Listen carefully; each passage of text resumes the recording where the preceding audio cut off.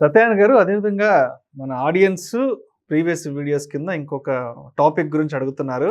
ఏఎస్ఏఎల్ automotive stampings and assemblies limited. So ఈ కంపెనీకి సంబంధించిన అనాలిసిస్ తెలియజేయగలట్టు కోరుతున్నారు. మరి మన ప్రేక్షకుల అభిష్టం మేరకు దీని గురించి కూడా తెలియజేయగలరు. ఓకే. నాకు కొంచెం సంతోషంగా ఉంది. ఎందుకు అంటే నన్ను ఫాలో అవుతుండ్రని ఒక అర్థం. నెంబర్ 2, నన్ను అంటే ఏవైతే అడిగితే ఈయన కరెక్ట్గా చెప్తాడు అనే నా మీద ఒక నమ్మకం, మీకు నా మీద నమ్మకం, నాకు నా సబ్జెక్టు మీద నాకు నమ్మకం. అందుకని మీకు ఓకే దాని యొక్క విశ్లేషణ అయితే ఇస్తాను. ఇక ఎంటర్ ఎగ్జిట్ అనేది మీకు అవి కూడా నేర్పుతాను, చూసుకోండి. అప్పుడు మీరు చూడాలి దాని వాల్యూస్ ఏంటిది అనేది నేను మీకు సింపుల్గా ఎక్స్ప్లెయిన్ చేస్తాను. మళ్ళీ మీరు పెన్ను నోట్బుక్ పెట్టుకోండి. ఫస్ట్ ఒక వెబ్సైట్కి వెళ్తున్నా, screener.in రాసుకోండి. screener.inకి వెళ్ళండి. సెర్చ్ ఉంటుంది ఒక బాక్స్. సెర్చ్లో ఆటోమేటివ్ స్టాంపింగ్స్ అని క్లిక్ చేయండి. చేసిన తర్వాత వస్తుంది. వచ్చిన తర్వాత ఇక్కడ లైన్గా automotive stamping word, chart, analysis, peers, ఇట్లా quarters, profit and loss, balance షీట్లు ఇట్లా ఉంటాయి. ఇప్పుడు ముందు మనం ఫస్ట్ ఏం చూడాలి అంటే ఆ స్క్రిప్ట్ మీద క్లిక్ చేయగానే వెబ్సైట్ లింక్ వస్తుంది ఒకటి. ఆ వెబ్సైట్ లింక్ క్లిక్ చేస్తే మీకు దాని యొక్క ప్రోడక్టా, అది ఏం చేస్తుంది, సర్వీస్ చేస్తుందా, అవన్నీ వచ్చేస్తుంది. ఏ స్క్రిప్ట్ అయినా కానీ ఏం కొనాలన్నా ఫస్ట్ అది ప్రోడక్టా, సర్వీసా, అది ఏంటిది కామన్గా ఆలోచించి ఆ ప్రోడక్ట్కి మార్కెట్లో డిమాండ్ ఉంటుందా, ఉన్నదా, ఉండబోతుందా అనేది గెస్ చేయగలగాలి. కామన్గా మీరు కనుక గెస్ చేయగలిగితే దానికి రాబోయే రోజుల్లో కనుక ఫ్యూచర్ ఉంది అనుకుంటే మీరు కొనుక్కోవచ్చు. కొనుక్కున్నాక తగ్గినా మీరు ఫీల్ కాక్కర్లేదు. మంచిదని ఒక వస్తువు కొనుక్కున్నాక తగ్గింది, ఏమవుతుంది, ఏం కాదు. మళ్ళీ 2 రోజుల తర్వాత అది మంచిది కనుక అయితే పెరిగే అవకాశాలు ఎక్కువ శాతం ఉంటుంది. అలానే ఇక ఇప్పుడు ఏదైతే దీని ప్రోడక్ట్స్ ఉన్నాయో ఏఎస్ఏఎల్, ఇది ఆటో సెక్టార్కి సంబంధించినటువంటిది. ఇవి ఏదైతే చేస్తుందో ఇవన్నీ మీకు చూపిస్తున్నాయి ఇక్కడ. స్కిన్ ప్యానల్స్, తర్వాత ఏవైతే అంటే ఆటో సంబంధించినవి, కార్లకు సంబంధించినవి, బాడీకి ఏదైతే ఉంటుందో అవి, ఆయిల్ సంపు, ఫ్యూయల్ ట్యాంక్సు, అన్ని వెహికల్స్కి సంబంధించిందే ఆటో సెక్టార్కు. అంటే సైజుని బట్టి, డిజైన్ని బట్టి ఆ వెహికల్ యొక్క అంటే ట్యాంక్ కెపాసిటీ, ఒక్కొక్క వెహికల్కి ఒక్కొక్క మోడల్ ఉంటుంది. ఆ మోడల్స్కి వీళ్ళు చేసిస్తారు. రాబోయే రోజుల్లో ఇవి ఏవైతే యాక్సెసరీస్ అంటాం జనరల్గా, యాక్సెసరీస్ కిందికే కాదు, ప్రొడక్ట్సే యాక్సెసరీస్ కావు. యాక్సెసరీస్ అంటే సింపుల్గా లైట్లు, అద్దాలు, head light, head lamp, seat కవర్లు, అవి యాక్సెసరీస్.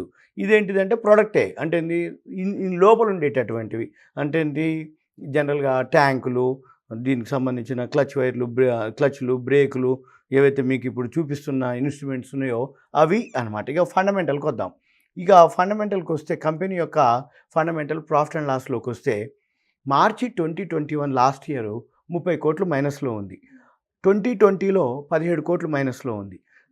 2019లో 13 కోట్లు, అంతకుముందు 47 కోట్లు, అంతకుముందు 3 కోట్లు, 21 కోట్లు. ఎప్పటి నుంచి మైనస్లో ఉన్నదయ్యా?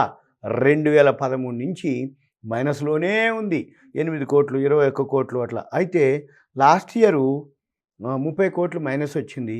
ఇప్పుడు ఈ ఫైనాన్షియల్ ఇయర్కి లాస్ తగ్గుతుంది. 30 కోట్ల నష్టం నుంచి 8 కోట్లకి చూపిస్తుంది. ఇది ఎక్స్పెక్టేషనే. అంటే ఎలా ఉంటుందంటే సాఫ్ట్వేరు టీటీఎం అంటారు. టీటీఎం అంటే ట్రైలింగ్ ఫర్ 12 months. రాబోయే 12 నెలలకి కంపెనీ ఎంత సంపాదిస్తుంది అనేది ఉంటుంది. సంపాదన ఓకే. రెండోది లాస్ట్ ఇయర్ మీద ఎంత సంపాదిస్తుంది. అంటే మార్చి 2021లో 30 కోట్లు లాస్ ఉంటే 21-22కి 8 కోట్లే వస్తుంది అని చెప్తుంది. అంటే ఒక విధంగా ఏంటిది, లాసు తగ్గుతుంది. లాస్ తగ్గుతుంది అంటే కొన్నాళ్ళకి మళ్ళీ ఇది ప్లస్లోకి వెళ్తుంది అనేది ఒక అనమాట. సింపుల్గా ఇలాంటివే మీరు మార్కెట్లో గమనించవచ్చు. అంటే ఏం జరుగుతుంది, మనం ఎలా చూడాలి, మరి ఇప్పుడు ఇలా ఉంటే మరి అది ఎందుకు కొనుక్కోవాలి అనే దానికి జనరల్గా ఏం జరుగుద్ది అంటే, లాస్ట్ ఇయరు సేల్స్ వచ్చి 339 కోట్లు సేల్స్ జరిగితే 30 కోట్లు మైనస్లు ఉంది లాస్. అంతకుముందే సంవత్సరం 362 కోట్లు సేల్స్ జరిగితే 17 కోట్లు నష్టంలో ఉంది. ఈ సంవత్సరం అంటే 21-22కి 539 కోట్లు సేల్స్ అవుతుంది. సేల్స్ పెరుగుతుంది, లాసు తగ్గుతుంది. అంటే ఏంటిది?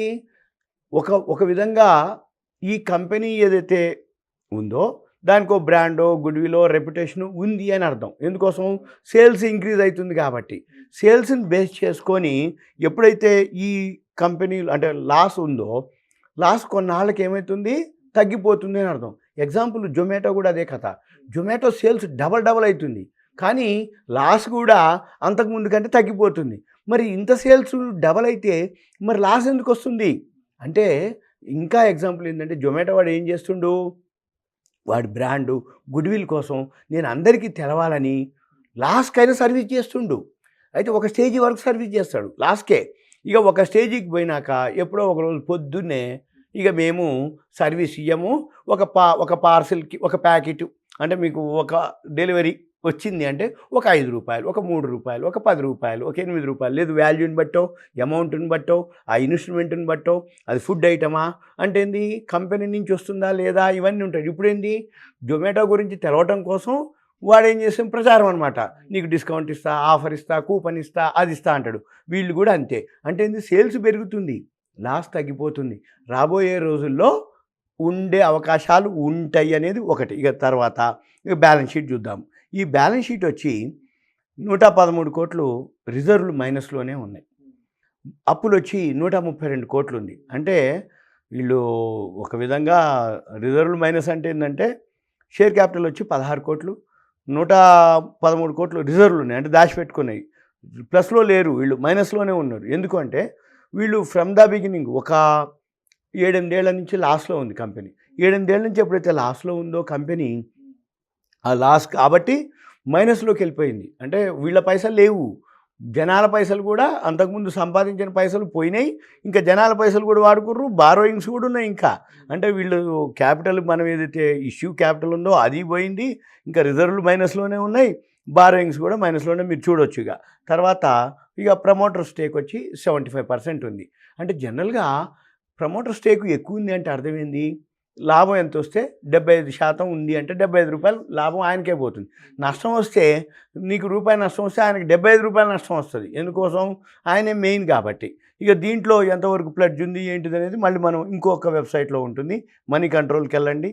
మనీ కంట్రోల్లో మీకు ఇక్కడ ఇయర్లీ హై 925.45 రూపీస్ చూపిస్తుంది, ఇయర్లీలో 30 రూపీసే.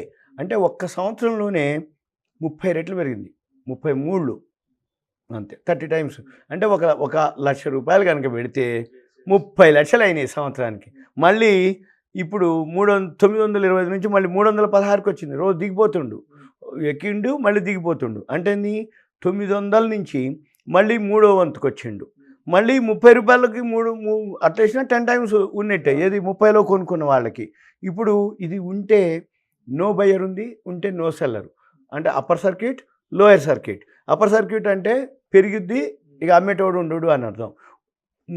లోయర్ సర్క్యూట్ అంటే నో బయ్యరు, కొనేవాడు లేడు అని అర్థం. అంటే వీళ్ళు సింపుల్గా ఒక విధంగా స్పెక్యులేషన్ కిందికి లెక్కకు వస్తుంది ఇది.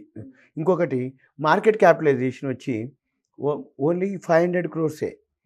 500 crores, కానీ షేర్ వాల్యూ ప్రకారంగా మార్కెట్లో వాడి వాల్యూ ఎంత చెప్తుండు, 316 ఇంటూ 75%, 16 కోట్లలో.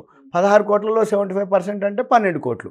12 కోట్లు ఇంటూ 315 వేసినా కానీ ఈ మార్కెట్ క్యాపిటలైజేషన్ కంటే వాని పైసలు ఎక్కువైపోయినాయి. అంటే ఏంది, ప్రమోటర్ ఇండివిజువల్గా బెనిఫిట్ పొందుతుండు, కానీ ఇండివిజువల్గా మనకి మాత్రం పెద్దగా లేదు. ఇక ఈపీఎస్ లేదు, అంటే ఈపీఎస్ అంటే ఎర్నింగ్ పర్ షేర్ లేదు. ఫేస్ వాల్యూ మాత్రం ₹10 ఉంది. బీటా వచ్చి 0.57, వాల్యూమ్ మాత్రం బాగానే జరుగుతుంది. ఇక నెక్స్ట్ మళ్ళీ మనము బీఎస్సీ వెబ్సైట్కి వెళ్తే బీఎస్సీ వెబ్సైట్లో చూడొచ్చు. ఇది గ్రూప్ వచ్చి టీ గ్రూప్, T+2.